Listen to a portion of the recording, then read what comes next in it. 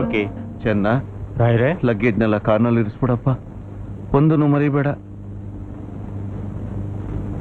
ಓಹ್ ಸದಾಶಿವ್, ಯಾಕೋ ಮಗ ಊರಿಗೆ ಹೋಗ್ತಾನೆ ಅಂತ ಡಲ್ ಆಗ್ಬಿಟ್ಟಿದೀಯಾ? ನೀನಾದ್ರೆ ಗಂಡು ಮಗನ್ ತಂದೆ, 4 ದಿನ ಹೋಗ್ತಾನೆ ಬರ್ತಾನೆ. ನಾನು ಹೆಣ್ಮಗಳ ತಂದೆ, ಮದುವೆ ಮಾಡಿ ಗಂಡನ ಮನೆ ಕಳಿಸಿದ್ಮೇಲೆ ಅವಳ ಮೇಲಿನ ಸ್ವಾತಂತ್ರ್ಯನೇ ಕಳ್ಕೊಂಡ್ಬಿಡ್ತೀನಲ್ಲೋ. ಆ ವಿಚಾರ ನಾವು ಯೋಚನೆನೇ ಮಾಡಬಾರ್ದು ಸದಾಶಿವ್.